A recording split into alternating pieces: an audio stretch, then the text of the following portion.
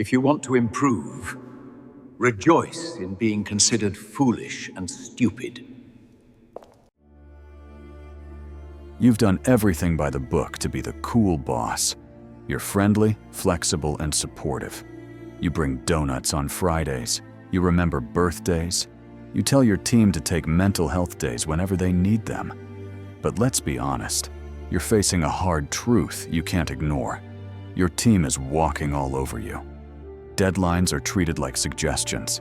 Every project is perpetually almost done.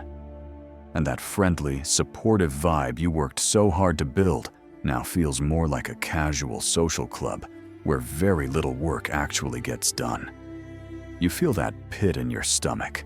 It's the feeling of losing control, of being a pushover. You lie awake at night wondering, where did I go wrong? You did everything the leadership gurus said.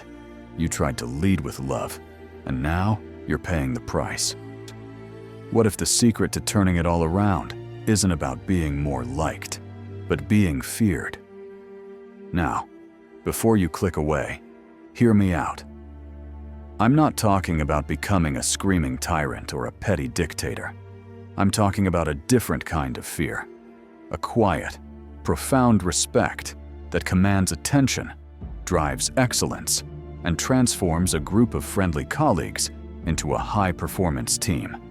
In this video, we're going to dismantle the myth of the cool boss, explore the dangerous allure of pure, tyrannical fear, and then build, piece by piece, the blueprint for becoming a leader who is so respected, so effective, and so clear in their mission that their team is driven by a healthy, powerful fear, the fear of letting you down.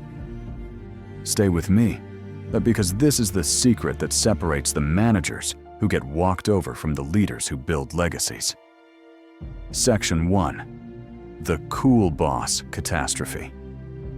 Let's be honest, the cool boss is a fantasy, a seductive myth sold to new managers who are, justifiably, terrified of conflict.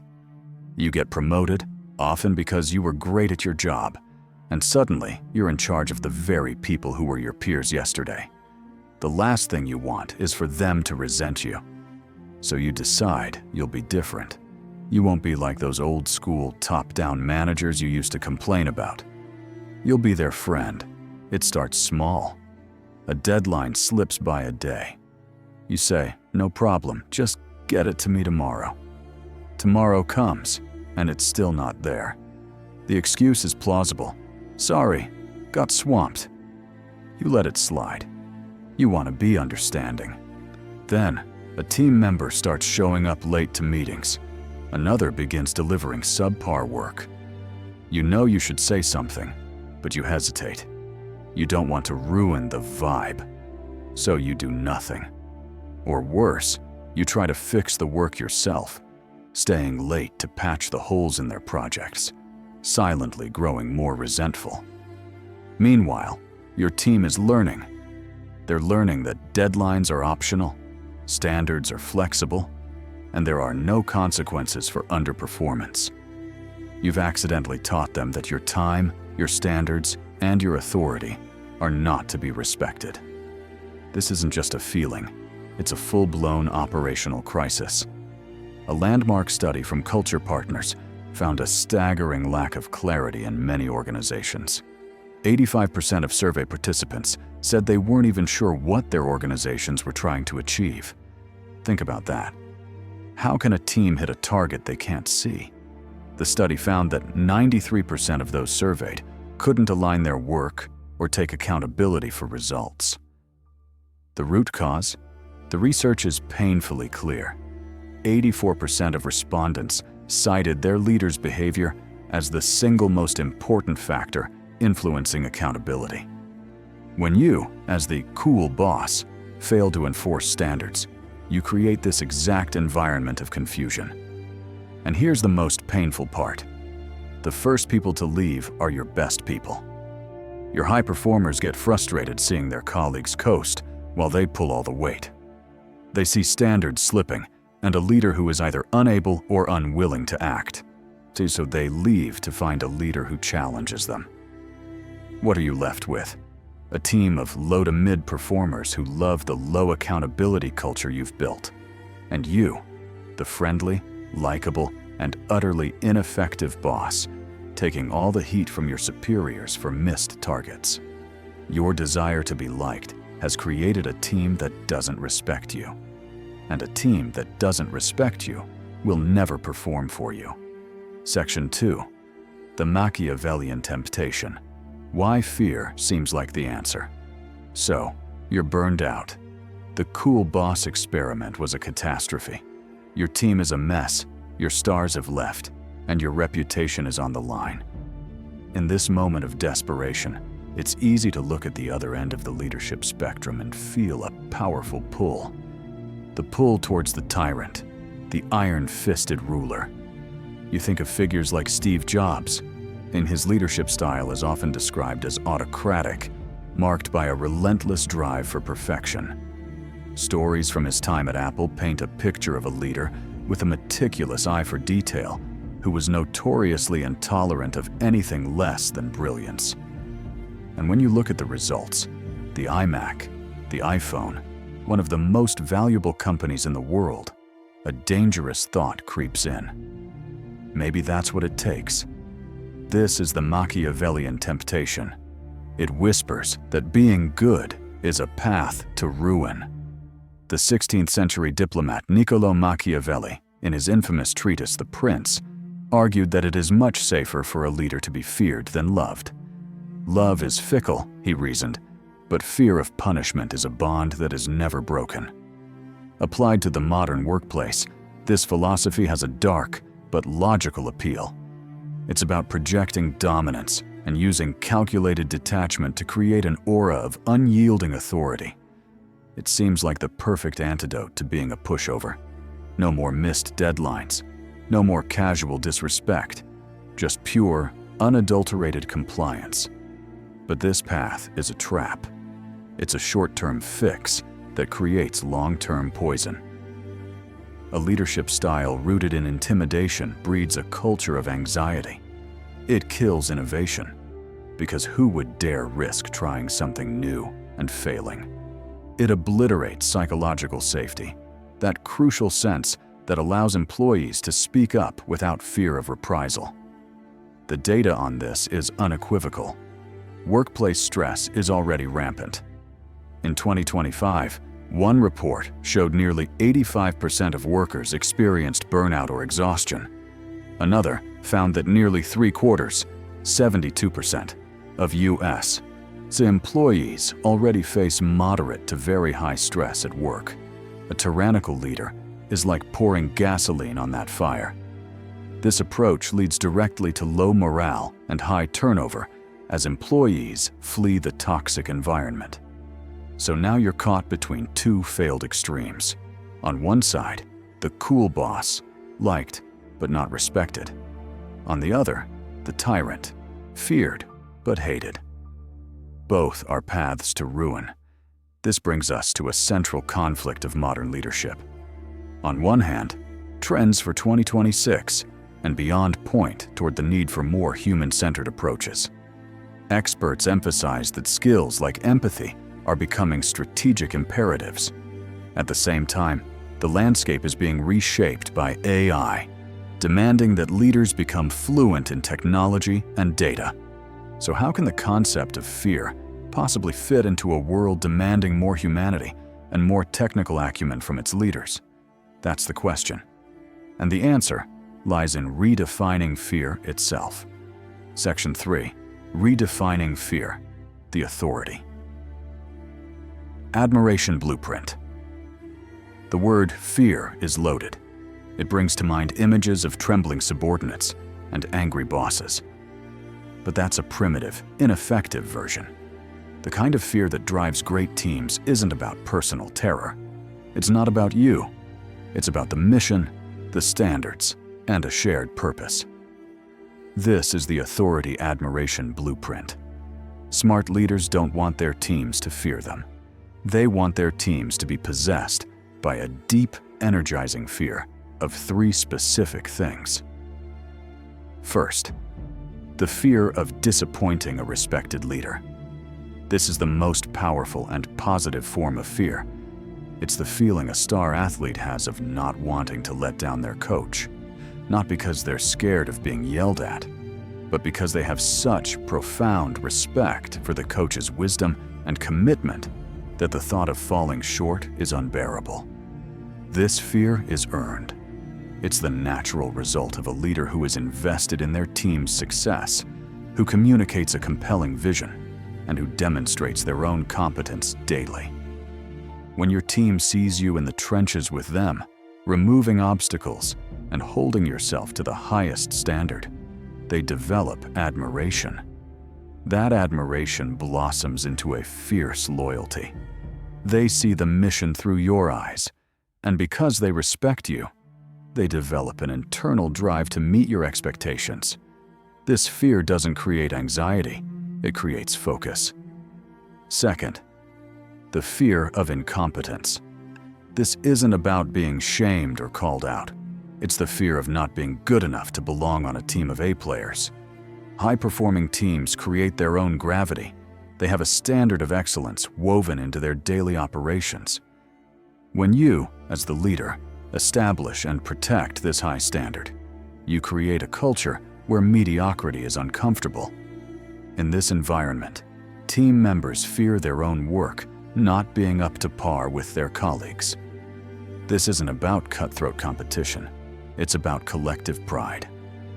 The fear here is a powerful internal motivator for self-improvement.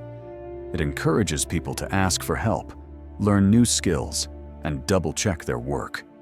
Not because the boss is watching, but because their peers are counting on them. Your job is to be the chief architect of this standard. You set the bar, and the team culture becomes the enforcement mechanism. People either rise to the standard, or they self-select out because they are uncomfortable being the weak link. Third, the fear of predictable consequences. This is the linchpin. It is the calm, dispassionate certainty that actions have consequences. This is where most leaders fail. They either offer no consequences, the cool boss problem, or their consequences are emotional and unpredictable, the tyrant problem. A smart leader decouples consequences from emotion. It's not about anger, it's about process. If X happens, then Y is the result. Every single time. If a deadline is missed, the consequence isn't a shouting match. It's a mandatory project post-mortem, where the responsible party must explain the failure to the team and present a clear plan to ensure it never happens again. The consequence is the work of accountability itself. It's not personal or emotional, but it is deeply uncomfortable. This is where accountability and psychological safety become powerful allies. Harvard Business School professor Amy Edmondson, who pioneered the concept, argues you need both high psychological safety and high accountability to create a high-performance learning zone. Low accountability creates apathy, while low psychological safety creates an anxiety zone where no one takes risks. Predictable consequences actually increase psychological safety because the team knows the rules of the game. They know that if they fail, the process will be fair and focused on learning. The most terrifying environment is one where consequences depend on the boss's mood. A calm, predictable system creates the structure within which people feel safe to take smart risks.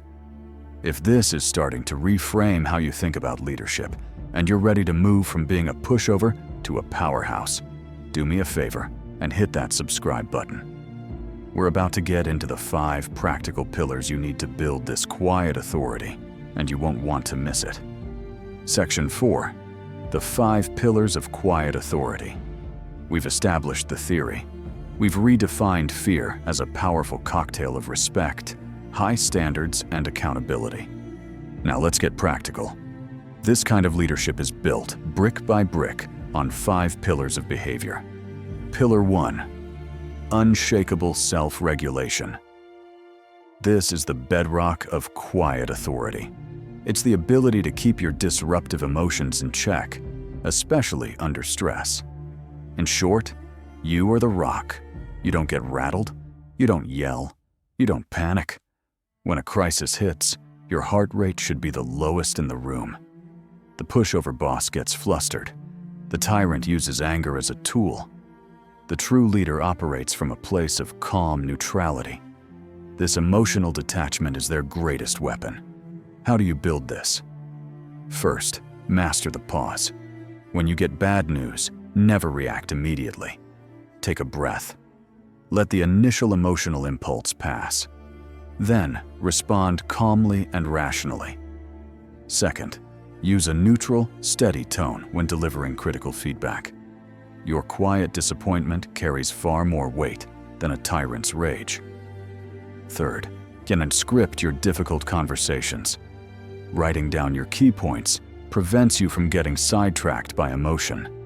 Your self-regulation becomes a source of stability for the entire team. Pillar 2. The art of crystal clear expectations. A huge amount of what leaders see as poor performance is actually a failure of communication. Your team isn't defying you. They often just don't understand what you want. As the Culture Partners study revealed, a vast number of employees aren't even sure what their company is trying to do. Ambiguity is the enemy of accountability. Stop giving vague instructions. Get this done soon is useless. I need the first draft of the quarterly report, focused on metrics X, Y, and Z, in my inbox by 3 p.m. on Wednesday for review, is an expectation. Adopt the military concept of commander's intent. Clearly define the what, the objective, and the why, the purpose, but give your team autonomy on the how. This empowers them while ensuring they're aligned with the goal. And always rigorously define what done looks like. The more questions you answer up front, the less cleanup you do on the back end. Finally, close the loop. End every delegation with, "Just so we're on the same page, could you quickly walk me through your understanding of the next steps?" This isn't micromanagement. It's a confirmation that saves countless hours of rework. Pillar 3. The predictable engine of accountability. This is where the fear of consequences comes into play. Systematically, not scarily. Accountability isn't punishment. It's about restoring integrity to a commitment. But your job is to build an engine of accountability that runs predictably in the background. The rule is simple. Every broken commitment requires a conversation, as soon as possible. The conversation, however, isn't about blame. It follows a simple 3-part script. Acknowledge the gap. The commitment was to deliver the report by Wednesday. It's now Thursday. What happened? Explore the root cause. Listen. Was there a resource issue? A dependency? A lack of clarity? Recommit and secure the system. Okay, I understand. What is your new commitment for delivery? And more importantly, what will we put in place to ensure this kind of miss doesn't happen again? Notice the shift. The consequence isn't addressing down. It's the work of analyzing the failure and building a system to prevent it. People quickly learn that it is far easier to just meet the original commitment than to go through the accountability process. Studies show that having a specific accountability partner can increase your chances of completing a goal to 95%. You are that partner for your team. Pillar 4. Mastering the power of distance. This is often the hardest pillar for the recovering, cool boss to accept. You are not their friend. You are their leader. There is a fundamental gap between those roles, and blurring the line is dangerous. Friendship is based on unconditional support. Leadership is based on conditional performance. You can and should be friendly, kind, and empathetic. But you must maintain a professional distance. This means you don't overshare your personal problems with your subordinates. You are their source of stability. It means being mindful at social events. It's fine to go to happy hour, but you are there as the leader. You listen more than you talk. In meetings, try to be the last to speak. Let the team debate. Your role is to observe, synthesize, and then provide the decisive direction. Speaking last gives your words more weight. This professional distance is what allows you to be objective and to be respected as the leader, not just liked as a peer. Pillar 5. Demonstrate, don't declare, your competence. Ultimately, the deepest respect is built on your team's belief that you are excellent at what you do. You cannot demand respect, you can only command it. Even with a leader as famously autocratic as Steve Jobs, his authority was built on a foundation of expecting excellence because he himself was a yardstick of quality. You don't prove this by telling them how great you are. You prove it by asking incisive questions that show you're thinking 3 steps ahead. When your team hits a wall, you're the one who helps them find a way through. You are the ultimate roadblock remover. When a leader is highly competent, their guidance is seen as valuable. Their feedback is sought after, not dreaded. Their decisions are trusted. Invest in your own skills. Stay ahead of industry trends. Be a master of your craft. Your quiet, demonstrated excellence is the ultimate foundation of your authority. It's what makes your praise feel valuable and your disappointment feel significant. For too long, we've been sold a false choice in leadership. Either be the beloved but ineffective, cool boss, or the feared but toxic tyrant. We've chased likability at the expense of results, and in doing so, we have failed our teams. The path forward is not a compromise, but a radical rethinking of what it means to lead. Smart leaders understand that the fear they seek is not personal. It's about cultivating a professional environment so steeped in respect and high standards that the team is driven by a collective, healthy fear of 3 things: disappointing a leader they admire, not living up to the team's standard of excellence, and the predictable consequences that follow a broken commitment. This isn't about changing your personality. It's about mastering a set of skills, regulating your emotions, setting clear expectations, building a reliable engine of accountability, maintaining professional distance, and relentlessly demonstrating your own competence. The journey from pushover to powerhouse is challenging. It requires you to have the difficult conversations you've been avoiding. It requires you to trade the easy currency of being liked for the deep, enduring respect that drives real results. Stop trying to be liked. Start building a team that fears disappointing you. That is the path to becoming a leader people will follow anywhere. What's your take? Have you ever had a boss you feared in a good way?